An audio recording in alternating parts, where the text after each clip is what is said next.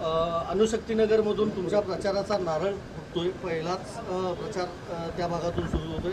अजितदादा आहेत, तुम्ही स्वतः आहात, त्याबद्दल आज आमचा त्या विभागातील कार्यकर्त्यांचा मेळावा त्या ठिकाणी आहे. याचा अर्थ काय प्रचाराचा नारळ फोडतो मी अशातला काय भाग नाही.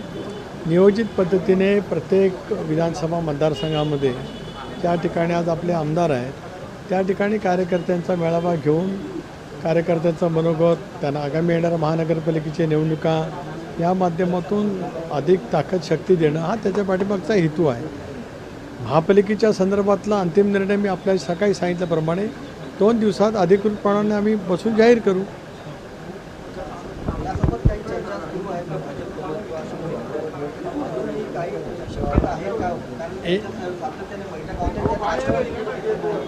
नाही आहे, कार्यकर्त्यांच्यात काही संभ्रम नाही.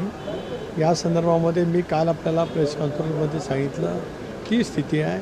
आज माझं आणि आशिष शेलारांचं बोलणं होईल. एक भाग राष्ट्रवादी काँग्रेस पक्षाच्या प्रमुख नेत्यांची काल मी बैठक त्या ठिकाणी घेतली आणि त्यांनासुद्धा त्या अनुषंगाने सांगितलेलं आहे उद्या या संदर्भातला आमचा निर्णय त्या ठिकाणी होईल. आज सगळे आम्ही आमदार अजितदादांच्याकडे जमणार आहोत.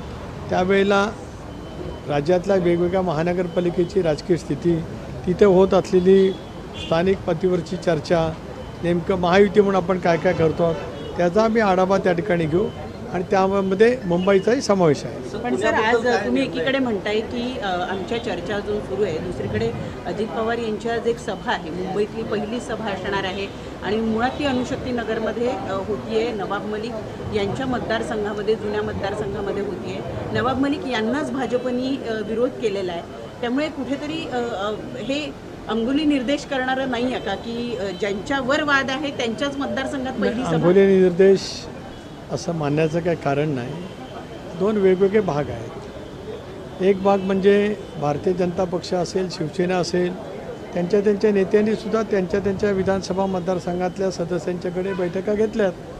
त्यावेळेला का आपण वेगळा प्रवाद निर्माण केला नाही. पण आताच का करतो आहे मला काही कळत नाही. हे आपण ज्या माध्यमातून जे काही वेगवेगळं तयार करतो हे परिस्थितीची सुसंगत बिलकुल त्या ठिकाणी नाही. सना मलिक राष्ट्रवादी काँग्रेस पक्षाच्या महायुतीच्या माध्यमातून निर्वाचित झालेले आमदार आहेत. त्यामुळे त्या मतदारसंघामध्ये आम्ही जाणं आणि आमच्या कार्यकर्त्यांची बैठक घेणं याचा आणि महायुतीच्या संबंध मुंबईच्या आगामी जाणाऱ्या निवडणुकीला जाणारा छेद असं कुठं संबोधत नाही आहे. असं मानण्याचंच काही कारण नाही. मी आपल्याला तेच म्हटलं की शिवसेना असेल, भारतीय जनता पक्ष असेल, त्या नेत्यांच्या त्यांच्या आमदारांच्या मतदारसंघातही बैठका झाल्यात.